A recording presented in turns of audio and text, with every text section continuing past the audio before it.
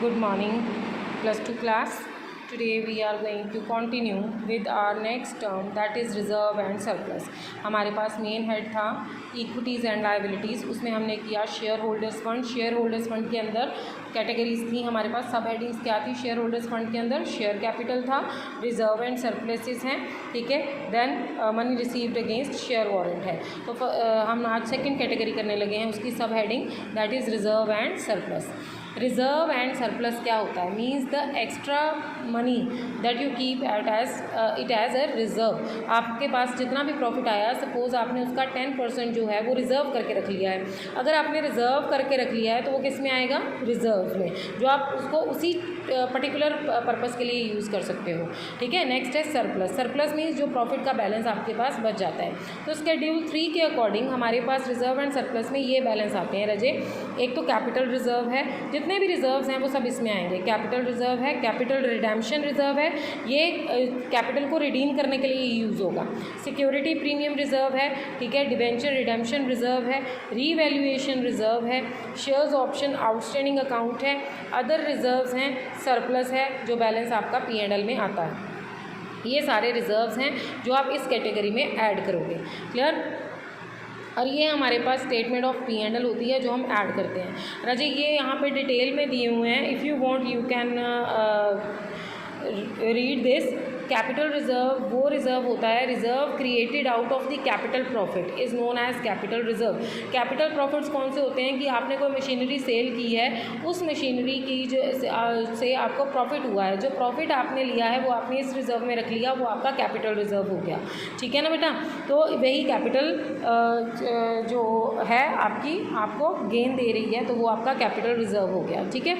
It is created out of the profit earn from the transaction of capital nature and is not available for the distribution.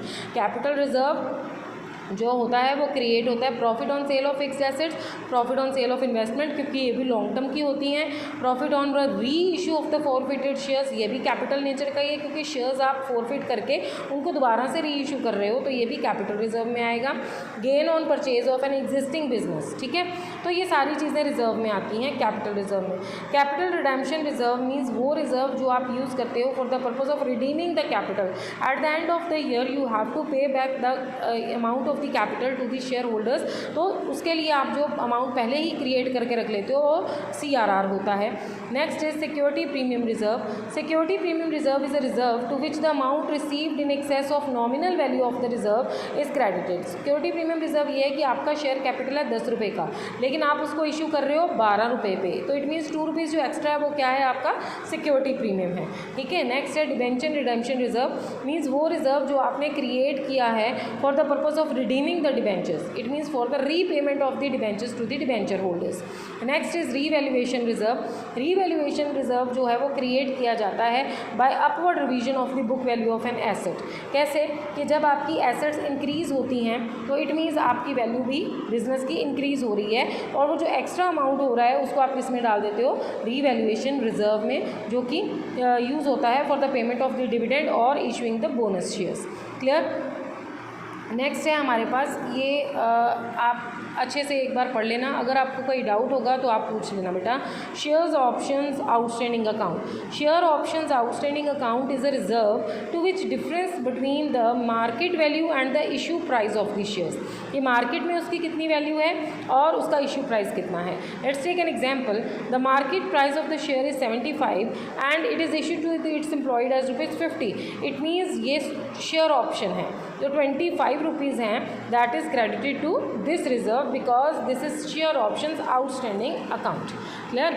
Next है हमारे पास appropriation of profits. जैसे how we will appropriate the profits among the various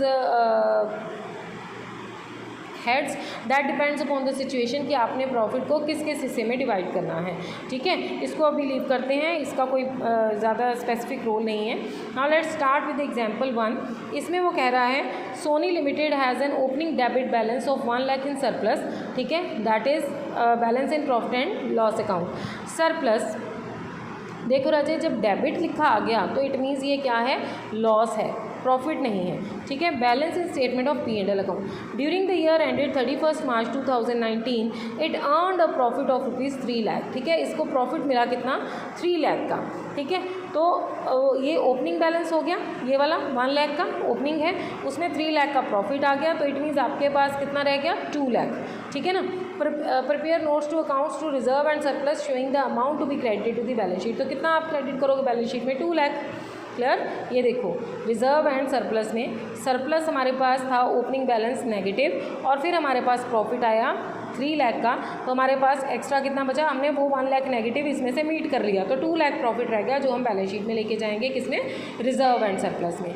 ऐसे ही example 2 है, HP computers limited has an opening credit balance of, अब credit balance है means profit है, ठीक है। Statement of and security premium reserve is of 1 lakh, अब इसमें security premium reserve भी है, ठीक है, वो भी रिजर्व का ही पार्ट है, रिजर्व एंड सरप्लस का, and 2 lakh respectively.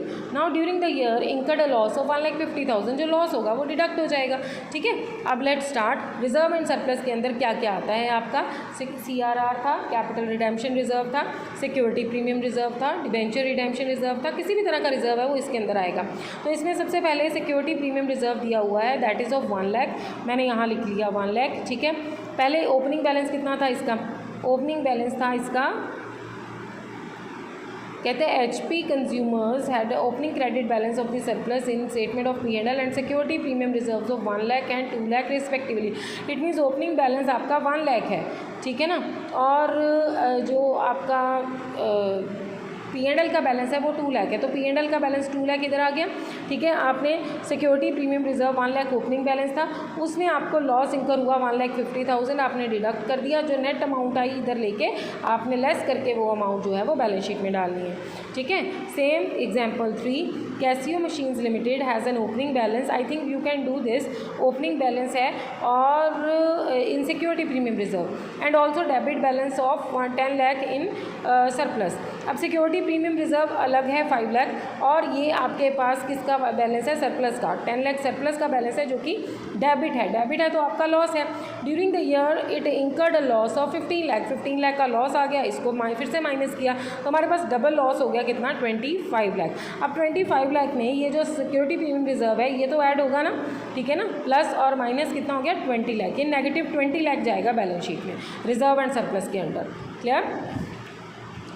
Now example 4 I think you can do बेटा, अब आप अपने आप करो ये एग्जाम्पल 4। नेक्स्ट है money received against share warrant. Share warrants are the financial instruments which give the holder the right to acquire equity shares at a specified date and at a specified rate, ठीक है। Now share warrants जो हैं, because share warrants issue कर देते हैं, share warrants का मतलब ये है कि आप किसी भी स्पेसिफिक डेट पे या स्पेसिफिक टाइम पे आप वो शेयर्स जो है वो खरीद सकते हो। These are the financial statements which will be converted into equity shares at a later date at the predetermined price, पहले ही डिटर्मिन किए हुए प्राइस पे ही इसको कन्वर्ट किया जाएगा। Since these are to be converted into equity shares, these are classified as और shown as the share holders fund, इसीलिए इसको शेयर होल्डर्स फंड के अंदर लिया जाता है, अदरवाइज ये इसका प्रैक्टिकली कोई रोल नहीं है, ठीक है बच्चे।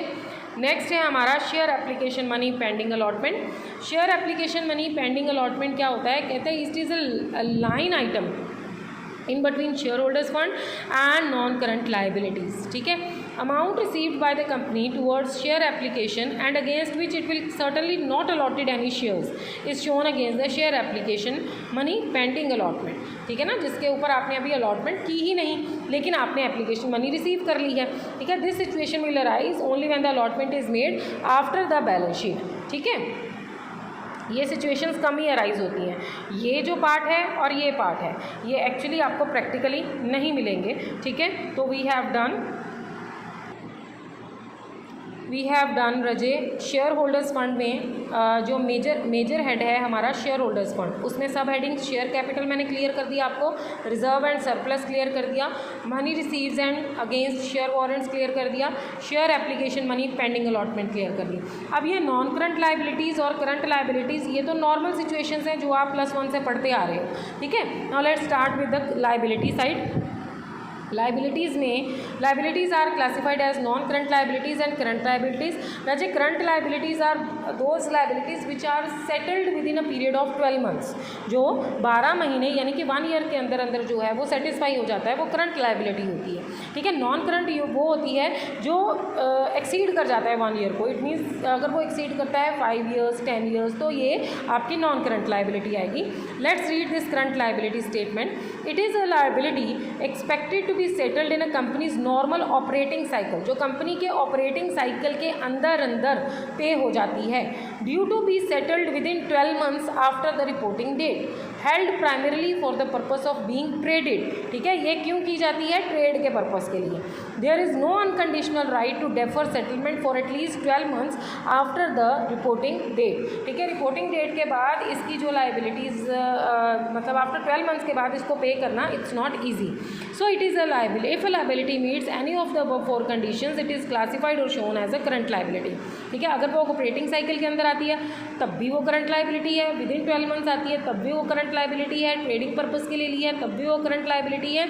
If there is no unconditional right to defer settlement, मतलब आपके पास कोई राइट ही नहीं है कि उसको at least 12 months after the reporting date जो है वो आप उसको सेटल कर सको, तो तब भी उसको करंट लाइबिलिटी ही माना जाएगा। क्लियर बेटा? नेक्स्ट है हमारा expected to be settled in companies normal operating cycle. सबसे पहले तो आपको ऑपरेटिंग साइकिल का पता होना चाहिए कि ऑपरेटिंग साइकिल क्या है। Operating cycle is the time between the acquisition of the assets for processing and its realisation into cash and cash equivalents. मतलब आपने उसको परचेज कर लिया उसके रॉ मटेरियल को, ठीक है, फिर उसने आपने उससे क्या किया? प्रोडक्शन स्टार्ट कर दी। प्रोडक्शन स्टार्ट करके आपका मार्केट में गया, मार्केट से सेल होके कंज्यूमर तक गया। जब तक आपको कैश नहीं मिलता तब तक का पीरियड उसका ऑपरेटिंग साइकिल पीरियड माना जाता है। Operating cycle means the time taken by a company to acquire an asset for processing and converting into cash and cash equivalents. For example ले लो, a manufacturing company operating cycle for the product will be time taken to purchase the raw material, then processing it, then selling it and converting into cash and cash equivalents। ठीक है, तो 12 जो operating cycle है it can not be easily identified, so it is assumed that the business has an operating cycle of 12 months. अगर कुछ नहीं identify कर पा रहे तो हम लोग ऑपरेटिंग साइकिल को क्या एज्यूम करेंगे कि 12 मंथ्स है, कि 12 महीने के अंदर अंदर उसकी पेमेंट हो जानी चाहिए। नाउ सपोज कि आपने रॉ मटेरियल परचेज़ किया, रॉ मटेरियल परचेज़ करने में से हेल्ड फॉर 3 मंथ्स, 3 मंथ्स के लिए आपने उसको रखा और उसकी प्रोसेसिंग जो है वो स्टार्ट कर दी। 4 मंथ्स उसकी प्रोसेसिंग को लग गए, फिनिश गुड्स जो है वो रेडी हो गया, गोडाउन में पड़ा रहा 2 मंथ्स के बाद फिनिश गुड्स सोल्ड हो गया और कन्वर्ट हो गया into the trade receivables. Trade receivables in the sense कि क्रेडिट पे सेल किया, उसमें आपको कितना टाइम लगा? 4 मंथ्स लगे। ठीक है, फिर ट्रेड रिसीवेबल रियलाइज है और उसको कैश में कन्वर्ट कर दिया। 3 मंथ्स 4 मंथ्स, ठीक है, 6 मंथ्स 4 और 2 6, 6 और 3 6 और 4 10, 10 और 3 13। इट मीन्स इतना इसका ऑपरेटिंग साइकिल जो है वो 13 मंथ्स का है। Clear? Operating cycle is determined for each class of business separately, thus if the business has more than 1 business. ठीक है, operating cycle will be determined for construction business and trading business separately. Operating cycle construction business के लिए अलग होगा और trading business के लिए अलग होगा। सो स्टूडेंट्स, आज हम यहीं तक करेंगे। कल हम इसको कैसे प्रैक्टिकली हैंडल करना है ऑपरेटिंग साइकिल को, हम उसके बारे में डिस्कस करेंगे। Thank you students.